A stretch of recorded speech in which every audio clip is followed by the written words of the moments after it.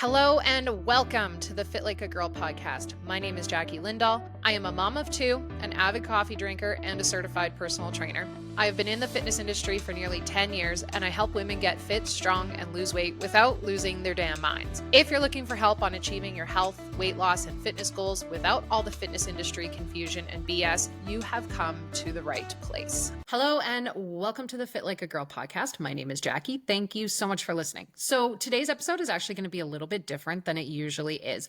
I am going to be joined in today's episode by my very good friend, Rhonda Danyluk with Healthy Concepts Personal Training. She is a fellow personal trainer and a very good friend of mine. And we honestly chat pretty much weekly about business, about life, about training. And we thought we should really record our calls for either my podcast or do like an Instagram live together, which we have done in the past. So what we decided to do is do an Instagram live together to chat all things consistency. And then I'm taking that Instagram live and posting it on my podcast and on YouTube and pretty much everywhere else. So again, I just want to say thank you so much for listening and I hope that you enjoy. How are you? How's your day? I am good. I'm just going to share this video as well. Maybe I can't. I thought I could, but it's not letting me. So Sharing how so? it says share this live video with others so they can watch too. Oh. But I don't know why it's not giving me an option to share it. Is it because it's on I don't know. Whatever. I can share Whatever. it. Okay. Yes, exactly. We'll share this after. And I'm also going to be posting this on my podcast is the plan. So Nice. Yeah. So today we're going to chat about the main thing that we're going to talk about is consistency, but also open to answering any questions that random fitness health questions that anybody has. Was there anything in particular that you wanted to start with? Well, I think the best thing is to acknowledge that being consistent is hard. Yeah. We were talking about this the other day. It is the hardest part of the journey is being consistent. Yeah. You can white knuckle and grip and hold on for, a week, 2 weeks, maybe a month.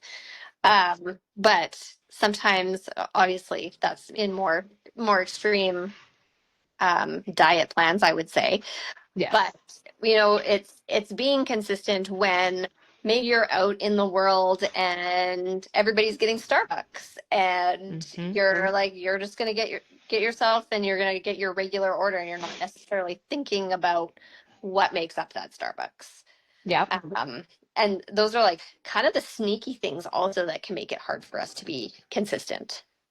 Yes, I would agree. There's like those sneaky things, and then there's the grand scheme of things in staying consistent regardless of how you feel and regardless of results. But we can dive into that later. But can we talk about like what is consistency and what that actually looks like? Because I feel like a lot of people get it confused with having to be perfect, and they're not the same thing. Even though we know logically it's not the same thing, in reality, a lot of people still think that being consistent means being perfect. So do you want to talk about that? Yeah, that's a really good thing to talk about because being perfect, which is impossible, by the way, let's just clear that up first thing, is kind of that like gripping and holding on for dear life and feeling like you have to do a million things for you to get results. And really, number one, pick one thing and be consistent at that, and then build on it. That makes life a whole lot easier. So that thing you're able to be consistent at becomes just normal part of your life. It doesn't feel like it's a chore so much. So I think that's probably what's more important about what consistency looks like. It doesn't mean like, okay, you haven't been working out, you haven't been paying attention to what foods you're eating. You're just kind of going about the world like willy-nilly. You're not happy with your weight, and you're like, okay, so now I'm going to work out 7 days a week. To go down to 1,200 calories. That is not what's going to be sustainable or allow you to be consistent. Yes, and it's not going to get you the results that you want in the long term either, even if you were going to stick with that plan. Yeah. Yeah. And that's where like that falls into that like everybody feels like they need to be perfect. And it's the you've probably heard clients say this, and I always say that every single one of my clients has said this. Everybody says I'm all or nothing and there's no in between. So they're constantly telling themselves that essentially they're feeding into that whole I need to be perfect, or what's the point of even fucking trying? Hmm. Yeah. Yeah. And Yeah. that's it's in the gray, it's in the unsexy stuff. Yeah. It's the things that you can do, the little things you can do on a daily basis. Hmm. That's going to move the needle, not Yes. not the perfection side of it. And that yo-yo of perfect versus I'm all Yeah. out. Yes, because in the long run, like if we're looking in the grand scheme of things, let's say over the course of a year, if you are showing up consistently, let's say 3 days a week with your workouts and doing pretty decent with your nutrition for 6 months, that's going to get you so much farther than this whole I'm going to work out 7 days a week and do a 1,200 calorie diet, but I'm only going to be able to stick to it for 2 fucking weeks and then I quit and then I restart the cycle.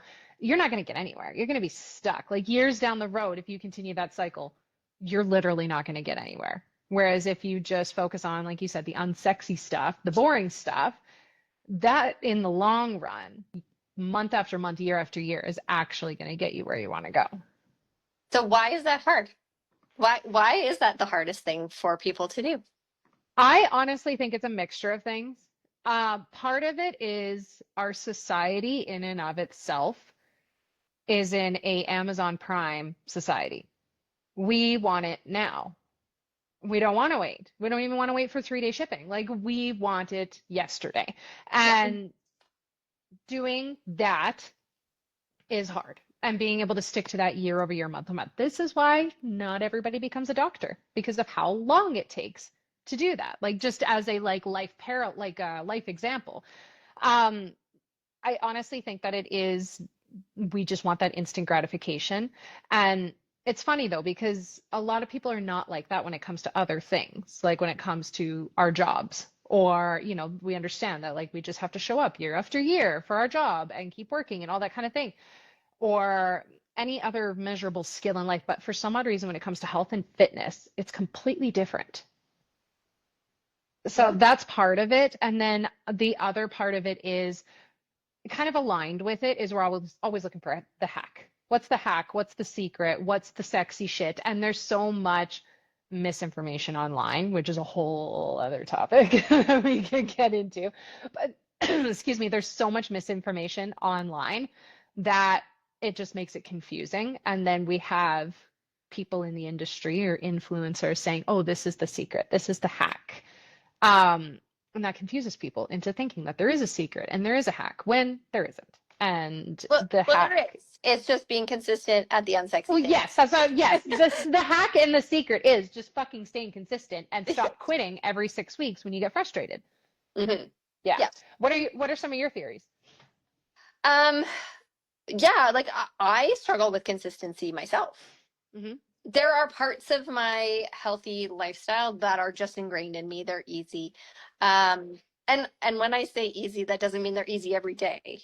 Hmm. They're parts of what I do that I enjoy. They So come more naturally to you. yes, like Yeah. going for a walk, I love to do. Doing my workout, I love to do. But I still like put it off. Hmm. So those are things that at one point in my life never put anything off. I was like, Hmm. if we were traveling, I would get up early, get the workout in before we hit the road. So Right. I did those things. As my kids got older and our lives got busier, it was harder to do that as my Oh, for sleep sure. became really much more important because I was staying up later. So Hmm. that's not the question you asked, but just talking about like my own struggles with consistency. It's not always easy depending Hmm. on what is going on in your world. Yeah. Um, so there are a lot of like even like it with my nutrition. There's a lot of things that just come naturally to me at this point Hmm. in life. Yeah. But I still go over my calories. I Yeah. still not necessarily hitting what my nutrition plans, my targets are. Um, because I do like to enjoy Starbucks sometimes and Yeah. I like to enjoy different things. So, um, but the fact of the matter is I just have to dig in and take action. And that Yep. is the number one. Like, we don't have to overthink it, Mm-hmm. because even like sometimes I ask myself, like, why do I feel resistance to this? At the end of the day, it doesn't fucking matter. Yep. Oh, It, 100%. it's like, it doesn't matter why, just do it. Mm-hmm. I Um, completely agree. so, um, what was your actual question? My theories? Oh, fuck, I don't remember now. Yeah, that's your question. Yes, yes, your theories on why you feel like consistency is so hard. Yeah, and I think that feelings get in the way more than anything. Yes, that is a good point. I Yes. don't feel like doing this. Well, so what? Yes, your I know that's emotions. harsh. It sounds harsh. Yes. And I don't mean that if you've just had a really awful thing happen in your world, and it doesn't mean like, well, here I go. We're allowed to feel the feelings when they are like valid, and we need to acknowledge that. But if it's every single day, you're just like, well, I don't feel like doing it today, so I'm not going to. I'm Mm-hmm. going to grant myself grace. Well, there's only so much grace we can grant ourselves before we're going to be stopping ourselves from hitting that goal. 100%. And along those lines, I did a post on this exact topic, the giving yourself grace, because it's something that comes up a lot. And there is a line. There's a line between, yes, okay, give yourself grace. And then there's the other side of that line, whereas you're just giving yourself excuses. There is a line. Um, but what happens, or like where the line usually is giving yourself grace would be like, I was sick as a fucking dog last week.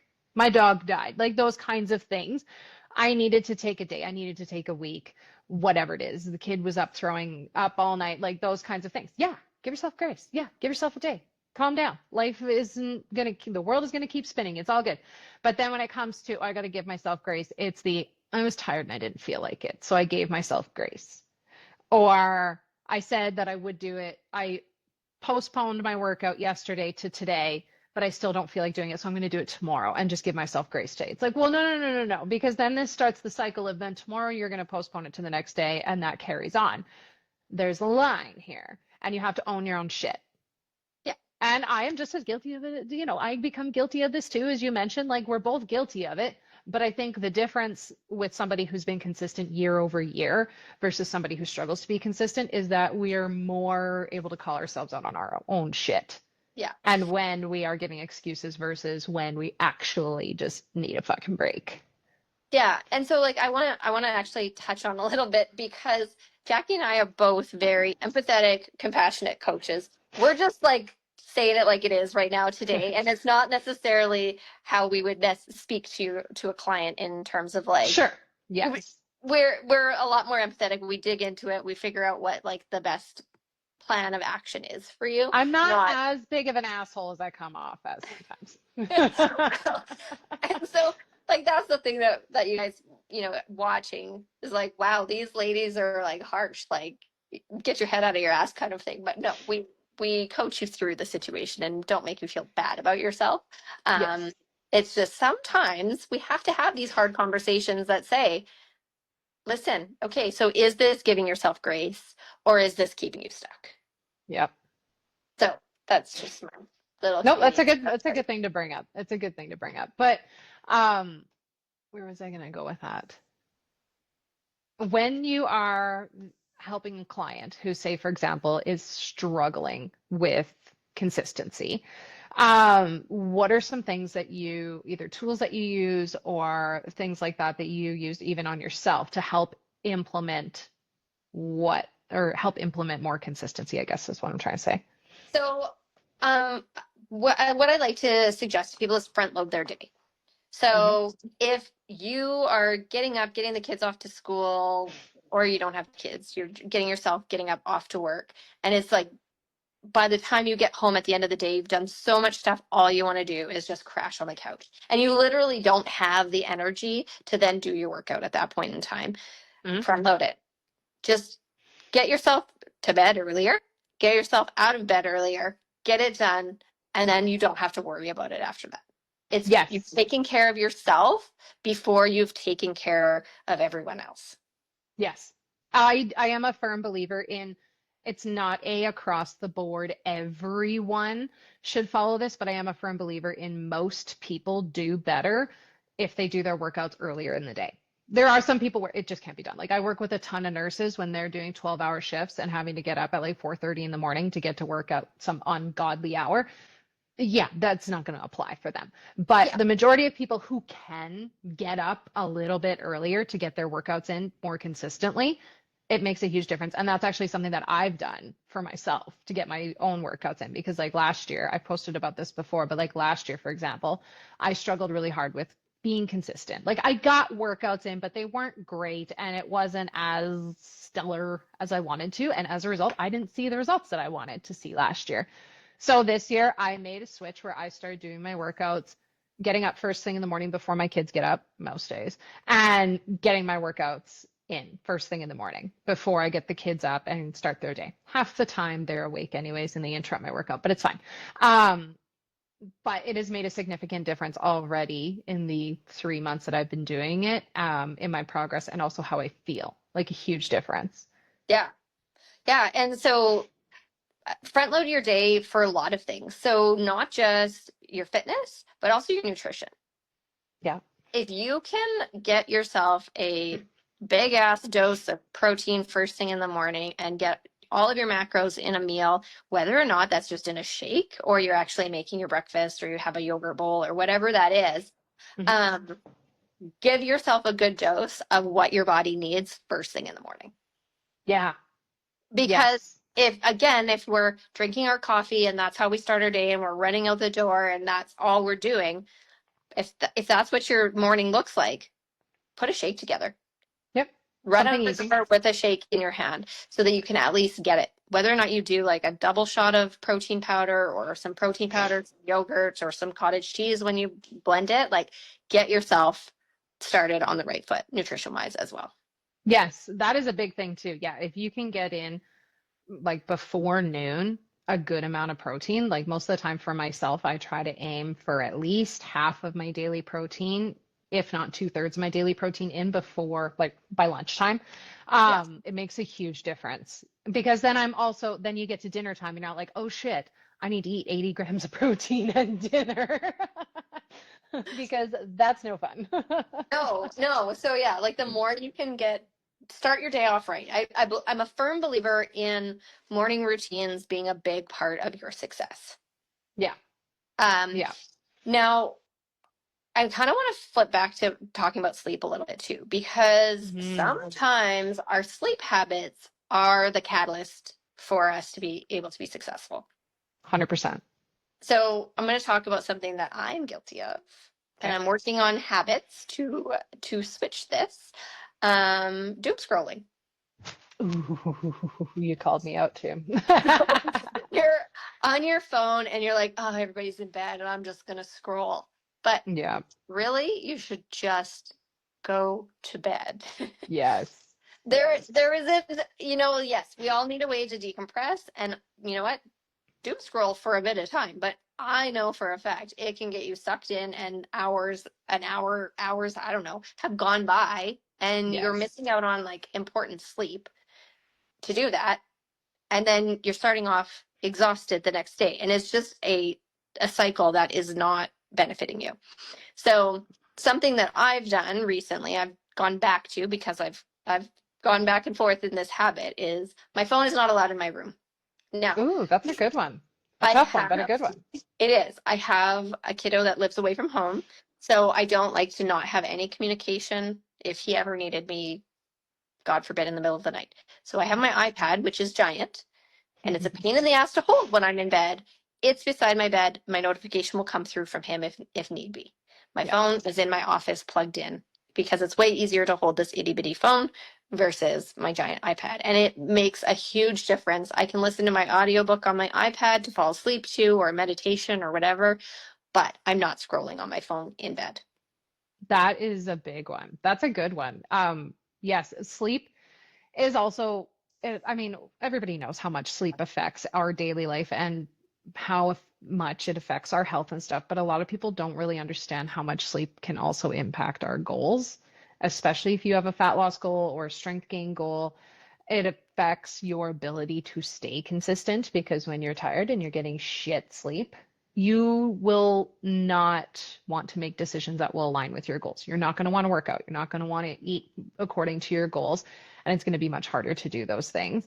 Not to mention your recovery sucks and the mental health benefits and all those things. But yeah, I like those. I like that. Put the phone in the other room. That's one that's tough. That's a tough one to do. Yeah.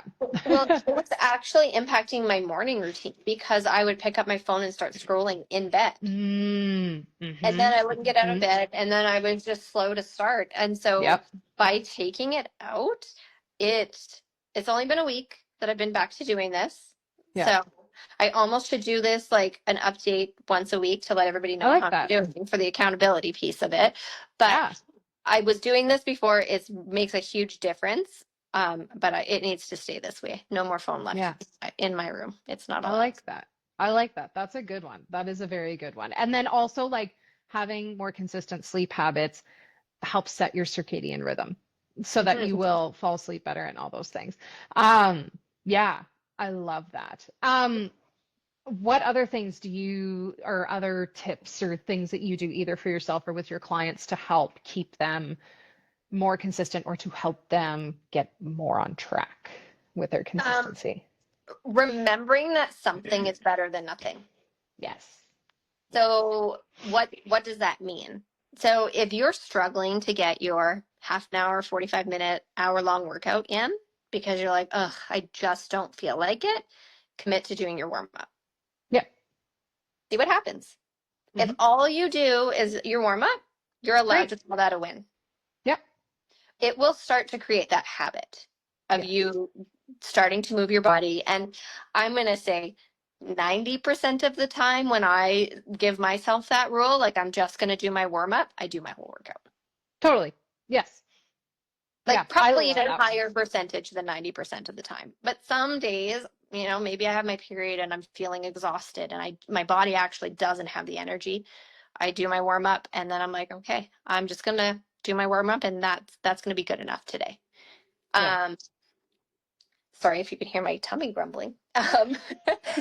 So that's the biggest thing is like, no matter what it is, do something rather than nothing. Yes. And a lot of people get caught up in that. And then they harp on themselves because they didn't do good enough. And in reality, if the alternative to 15 minutes is absolutely fucking nothing, 15 minutes is always better than absolutely nothing. And that's something that even I apply to myself. Like last week, what was that? What day was it? At some point last week, I was very tired. Kid was up in the night, like one of those nights. And I told myself, like my general rule of thumb is 15 minutes. I literally did 15 minutes and 1 second. And I was like, I'm done. I'm done. Towel is thrown in, but I still did my 15 minutes and it still counts.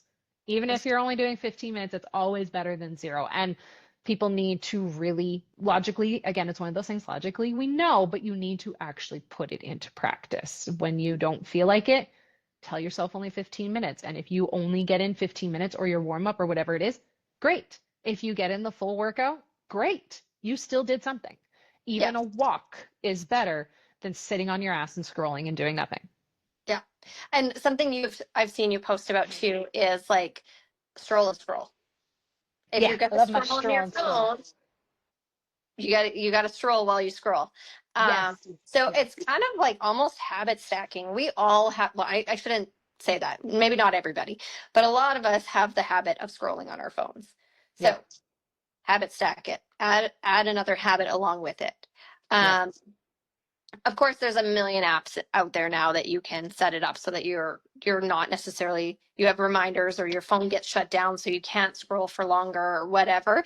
But do the thing that you're decompressing with, but also move your body. Yes. Yes. Like I love my stroll and scroll. I haven't done it in a while actually, but I've been getting my steps in other ways. But that's always a good one. Or yes, there are apps. Like I have an app on my phone that I use to shut down my social media at certain times of day, although it's a little bit too easy to bypass it. So I'm struggling with that. So I almost need to find like another one that actually like truly fucking locks me out. But anyways, But yes, I love that. That's a good point, is adding those, stacking those habits so that if you're going to do something that's maybe not as great for you, you could do it with something that is good for you, like walking or something like that. Yeah. Yeah. Yeah. The other thing that maybe we should touch on is because all of these things kind of play in together, your sleep, how much energy you have, your moods, that sort of thing, is women who are in perimenopause, menopause, consistency maybe was easier previous Hmm. to that, and now you're struggling with it. Hmm. So how have you addressed that with your clients? Yeah. So, like, in reality, let's say, for example, a weight loss goal or something like that, or a fat loss goal, it is harder after perimenopause or menopause. There's a lot of factors that are fighting against you. A lot of hormonal changes, lifestyle changes also play a big role. Um, Consistency is going to be more important, and you need to focus more on consistency now at this point in your life than you ever have. And yes, maybe in your 20s and 30s, it was easier. It's highly possible that it was. And now you're in your 40s, 50s, 60s. A lot has changed, and it fucking sucks, but it is significantly harder. So it's one of those things, just like consistency, it's hard, but now what? So yes, after menopause or perimenopause, it's hard, but now what? I did a podcast a while ago. This is probably not quite a year. It was like in the fall with Susan Niebergall. And if you don't follow her, you need to go follow her right now. But she is the epitome of consistency and changing your life after menopause. And she is 65 now, and she's just a badass. I just love her. But that was one thing that her and I really talked about, was consistency and how big of a role it plays. So with my clients who are in this stage of life, this is the biggest piece of the puzzle. And this is where emphasis on steps is really huge, as well as strength training and being consistent with those. And usually setting like goals and things like that along the way, with either consistency goals or hitting a certain amount of workouts, or setting strength goals and things like that for some of those clients is very powerful. Um, for me, kind of regardless of where my client is in their life, tracking consistency is one of the biggest things, because we often up here think that we're being so consistent and being so consistent and nothing is working. But our actions in real life are completely different. And I have seen this in myself just as much as anybody else, where I'm like, I feel like I've been really consistent, but yeah, I'm just not seeing results. And then when I track my consistency, I'm like, oh, that's the fucking problem. It's me. I'm the problem. But that's one thing that I will do with my clients, is either have them write down like their daily habits, and we will track them over time, whether it's just like on a little calendar or in the app that I use for my clients for training. Is okay, you feel like you've been consistent, you feel like you're doing everything right, prove it to me. Show me the data. I'm a data girl. I want to see the data. So show me the data. And that will help us figure out where you're at and where we can improve. And I do this even for myself. If once every few months, I'll bust out my consistency calendar and I track my consistency, because I need to see that data to see, am I actually in reality, are my actions matching my intentions, basically. Yeah. Yeah. Yeah. No, I think those are like number one. If we don't know, we don't know. Hmm. Like we can guess all day long. I could guess that you were like eating Dairy Queen every night, the big Yeah. jumbo blizzard, I would but love to. I fucking love but to. we don't actually know what's happening. So Yeah. the more information that we can get, the easier it is Yeah. for us And to get to also, the goal. yes. And also, give it time. We, in this Instagram, Amazon Prime world, we are expecting miracle results in 2 weeks. Whereas in reality, it's going to take months, if not years, to get to the point where you are, I don't want to say satisfied, but get to that point where you're like, oh, okay, I can maintain this. Oftentimes it's years. I usually will tell clients, like, in all honesty, it's going to take 3 to 5 years for you to be able to solidify the habits, reach your goals, and be able to implement this as a part of your lifestyle. Ew. Why would you say that? I know, because I'm a bitch. But because it's the truth. But nobody wants to hear that. Of course, like I can No. see their eyes glaze over as soon as I say that. You see the horror in their eyes. But here's the thing, 3 to 5 years is going to pass regardless. Hmm. It doesn't matter what you do in life, 3 to 5 years is going to pass regardless. So would you rather just be consistent for 3 to 5 years and end up where you've always actually wanted to end up, like where you've actually been dreaming about but never actually been able to get there? Would you rather that, or would you rather in 3 to 5 years' time keep doing the yo-yo cycle, keep being inconsistent, on and off, no in between, and then in 3 to 5 years not end up anywhere close to where you want to be? Yeah. That is the option. Which would you like to do? Yeah. It's the unsexy stuff. That It is is. that is what, you know what? It sucks. I It wish does. that we could all just wave our magic wand and you would be exactly where you want to be. Oh my God, yes. But it's not, nothing worthwhile in life happens from a magic pill or a Yeah. magic anything. It Yeah. takes work. And oftentimes when you get to the point where you feel like it's not working, it's usually the time that if you just dig deep and you keep going, you're actually going to turn a corner and start seeing some changes. But once people usually reach the it's not working point, they'll just quit. So then they never actually get to the point where they turn the corner and see changes. And that's Yeah. usually what I'll tell my clients is like, okay, you're at the it's not working point. This is when we need to double down, and just not double down as in do more, but like double down on just staying consistent, because you're going to turn a corner right away if you stay consistent. But if you Yeah. don't, it's just going to go right back to what it was. Yeah.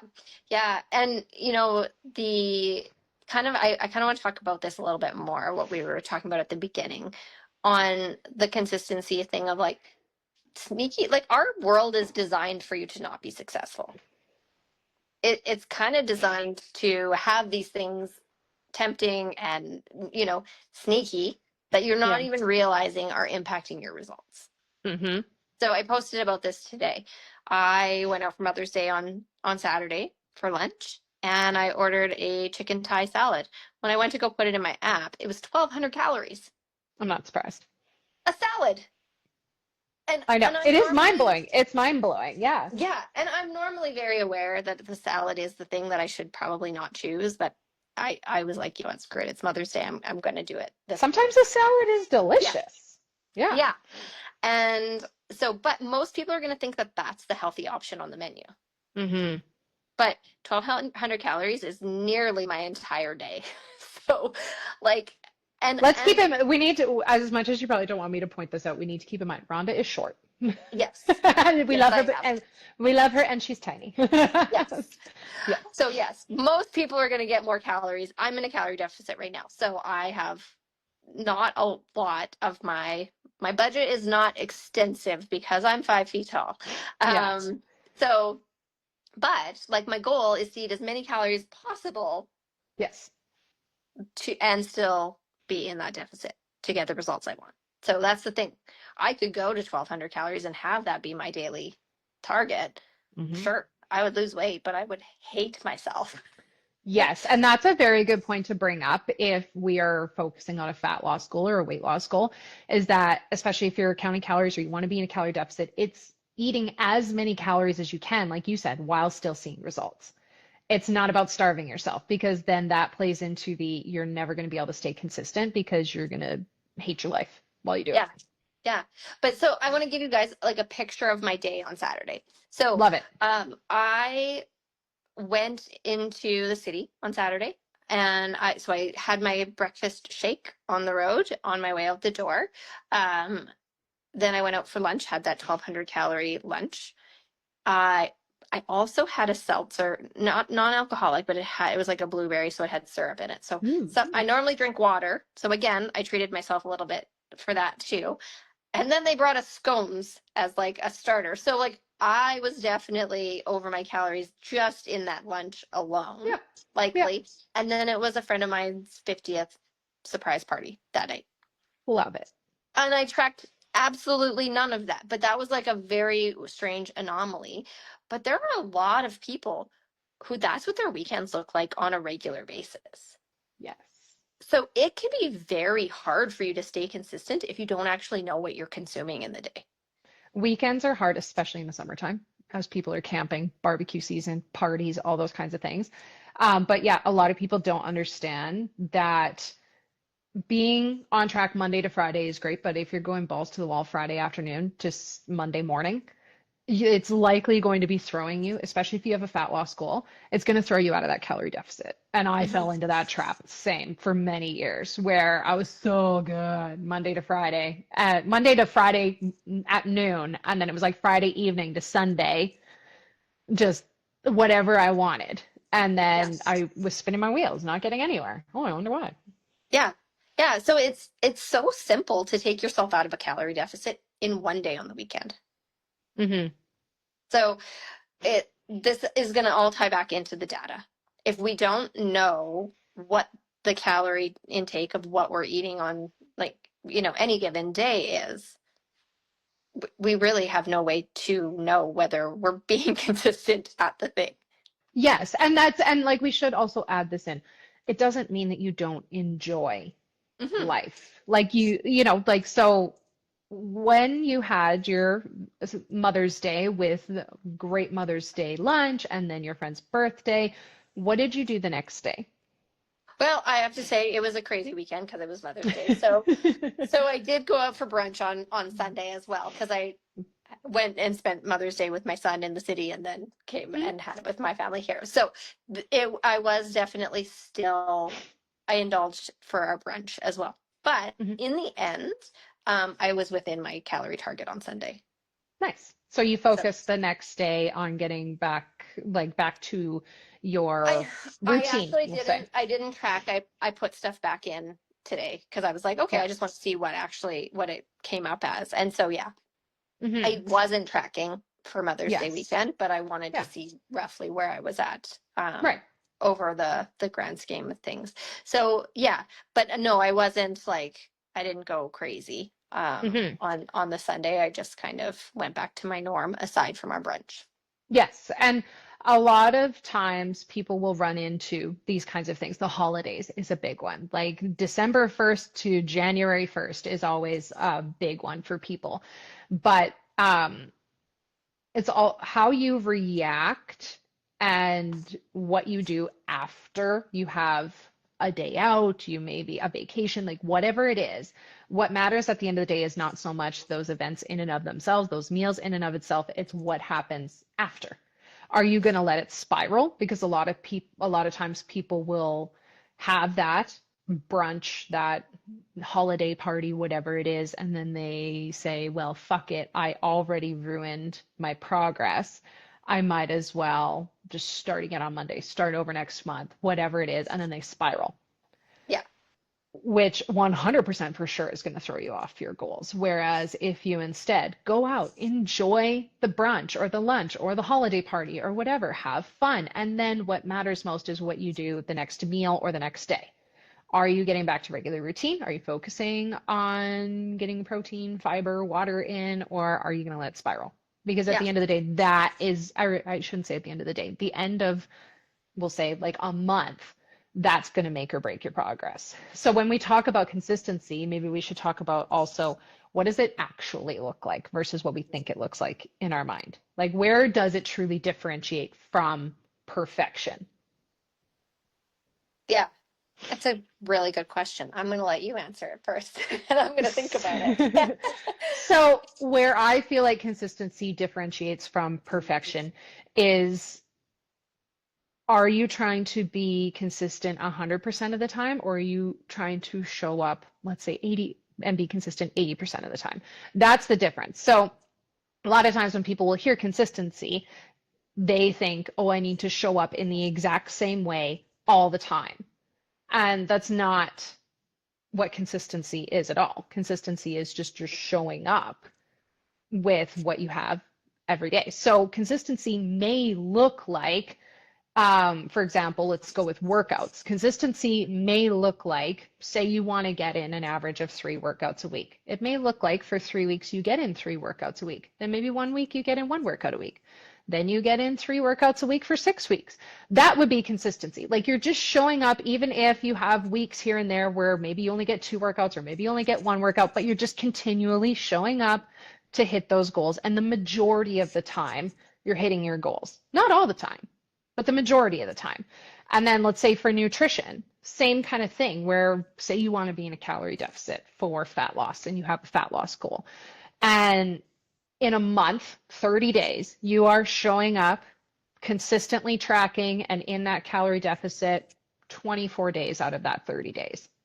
That's consistency. It's not 30 out of 30. And I always encourage my clients, like we are not aiming for 30 out of 30 days in a month being on track or like not on track, but being in a calorie deficit. Because A, nobody likes that. B, it's gonna like you're just not gonna enjoy. You're not gonna be able to go out, and then have meals or indulgences and those kinds of things. And that's a part of fun in life. Like food isn't just fuel. Food is, it's culture, it's family, it's love, it's comfort. Like food is many different things. So that's where I will encourage my clients, like we are aiming for 80% consistency. I don't want you to be hitting your calorie goals 30 out of 30 days. So that's the difference with consistency. The other thing I'll say is that if you have a week where you're sick, a week where the kids are sick, life is off track, whatever it is, that you just focus on simply either A, doing what you can. So maybe you can't get in full workouts, but you can get in walks. Or B, just getting back to your routine as soon as you possibly can. Yeah. That to me is the difference. And consistency acknowledges for times where you're not going to be on track, and that's okay, but it's over the course of a long period of time. That's going to make the difference. Yeah. Yeah. And I think that's the biggest, you explained it perfectly. Just knowing that no one ever is 100% perfect. No. Unless you are a celebrity and you have a certain thing that you have to be ready for. You're doing a action film and your body has to look a certain way and you have a trainer and a chef and you have all of the support around you. Sure. Those people are getting paid a lot of money to be. They also don't live. Yes, they don't live in reality. No. So, they live in an alternative universe. Yes. So those are things to think about, right? Like those people also, if you ever hear them talk about how they come out of that diet and what they do when that scene is done filming and they get to eat food again, like to a certain extent, and all, like nothing is like that 100% of the time. Talk to anybody who's done a bodybuilding show. That too. Yeah. What happens after that show? And so if anybody wants, I have a really great resource. So if anybody wants it, you can reach out. It's called The Cost of Getting Lean. Ooh, and I don't think you've told me about this one. Yeah, it's really awesome. So it's done by Precision Nutrition. It's their resource that I can share with everyone. And it basically shows you like what you look like at what percentage of body fat. Interesting. And then it shows you what the trade-offs are. Yep. So there's trade-offs whether you're 35% body fat or 18% body fat. I'm just kind of talking women here more so. There's trade-offs to both of those things, but it also kind of lays it out like these are the things you're going to have to be consistent at to be at each of those things. Yes. So it can be very eye-opening to be like, okay, sure, maybe it would be great to be 18% body fat in my mind, but I don't want to do any of those things. Or I want to do some of those things and I'm actually okay with 22% body fat. Or I'm just throwing these numbers out there, people. So like it kind of is, well, no, it is very eye-opening to be, okay, that's what it takes to be there. Mm-hmm. I'm not willing to do that, or I am willing to do that. Yeah, no, it's very true. And if you talk to any person who's done a bodybuilding show, they will tell you they feel the absolute shittiest when they're on stage at their leanest. They don't feel good. I was talking to a gentleman who did bodybuilding. This was years ago. We were having a conversation about it. And he said, yeah, you look like a Ferrari, but you physically feel like a rundown Honda Civic. Like, he's like, it's the trade-off. And he always said, like, I feel my best when I'm actually like off season. I've gained 15 to 20 pounds. I mean, and I have a higher body fat percentage and I can eat and enjoy life better. And I definitely went through a phase where in my life, this was years ago before I even had kids, where I was too rigid, too strict, and it was too much. And I don't really want to do that again. I don't want to be doing 2 a day workouts and not eating enough to fuel my body and feeling tired and exhausted all the time. It wasn't actually fun. Yeah. And yeah, yeah.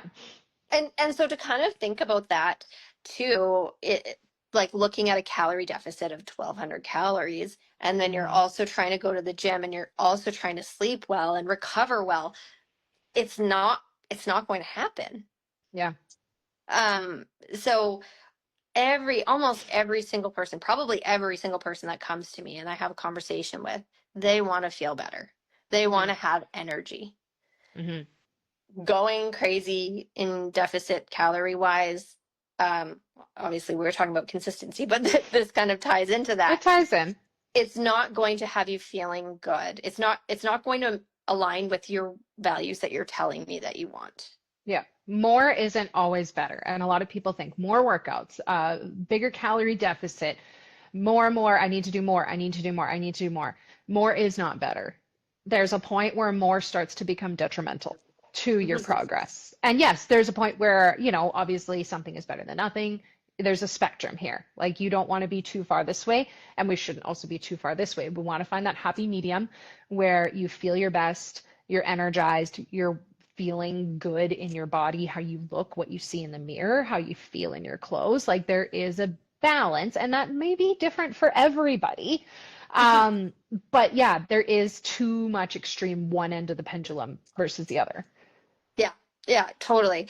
There was something that also just popped into my head. I know we could talk on forever and ever. We have proved this several times. But there's something that I also want to make note of. If your plan, your diet, doesn't allow you to include your favorite foods, you will never be consistent at it. Mm-hmm. Yep. So it just made me think. So I'm obsessed with iced matchas right now. This is like my obsession. And I have it every afternoon. I make it at home so I can customize what goes into it, how many calories it has, whatever. But I look forward to it every day. And it's not something I necessarily drink through the winter. It's just a new thing. Starbucks has one, and I'm like, I'm going to make this at home so I can make it fit. If I was not allowed to enjoy those things, it'd be really hard to be consistent. Right? Yes. Yes. I want to be able to, in the summer, have a hot dog roast in the backyard with my kids and eat the hot dog and not feel bad about it. Yes. I want to be able to go out for brunch and not feel bad about it. Yeah. So that is how you create consistency, is stop taking everything that you love out of your life and find a way. Generally speaking, a coach is really good at helping you with this, but find a way to build it in.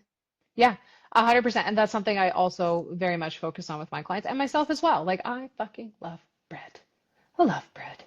I cannot, and cheese. Like, good Lord, it just makes me happy. Yes.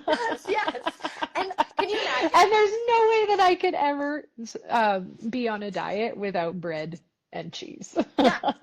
I make sourdough. I love sourdough. Yes. And if I couldn't have it, I wouldn't be happy. Agreed. That's a bit extreme. I probably would still be happy, but no, I don't think I would.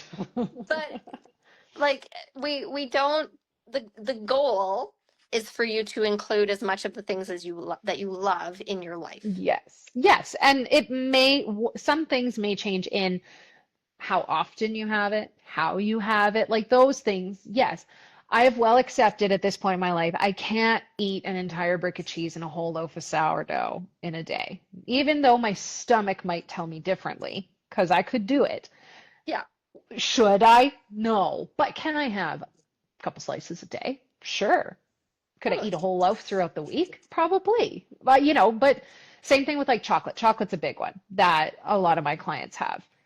And okay, maybe you don't need to eat a whole Kirkland thing of chocolates a day or half of it or whatever. Maybe you don't need to eat the whole giant bag of peanut M&Ms, but there's no saying that you can't still have it. And that's one thing that I always emphasize with my clients. You can still have whatever food you want. Whatever food you want. There's no foods that are ever off limits, unless obviously you have an allergy or an intolerance. But like, there's no food that's ever off limits. You may need to adjust how often you have or the portion size that you have. Yeah. Yeah. But that will also help your consistency if you allow Yes, yourselves to have those things. exactly. Yes, it's not as soon as like our brains are like teenagers or toddlers. As soon as you say, I can't have something, what does your brain want more than anything? Like, yeah, it's exactly that food. You're going to have cravings. You're going to want it all the time. So then just bloody well have it. It's like one thing that a lot of people will also do is like, okay, say for example, you're craving a donut. Well, instead of having a donut, I had an apple and then I had some carrots and then I had a handful of almonds and then I eventually binged and I ate 12 donuts in one sitting. If you would have just had the donut and just ate it, enjoyed it, moved on with your life, and then it also takes those types of foods off the pedestal. Yeah. Yeah. Yeah. Yeah. There is no forbidden food. Hmm. And if we can switch that in our mindset, it makes it a whole lot easier to be consistent and be successful. That too. Yes. Yeah. I think that's a good place A to good like point. wrap it up. I feel like I agree. if you've made it this long, congratulations. um, we are really good at just I feel like we stayed on task today though. For the We most part. did. We did. And I mean, we always joke about how we should record our calls because, like, for those obviously you don't know, but Rhonda and I talk pretty much like weekly, if not several times a week. And often our conversations will go well into the 1.5, if not 2 hours we have done many times. So Yes. we stayed very well on track today. We did good. We did very well. Congratulations to us and our consistency. Yes, see, we did good. Yeah. Amazing. Well, thank you for coming on here today with me, Rhonda. And then yes, we will post this on our own pages as well as I will be using this to post on my podcast probably later on this week. Yeah.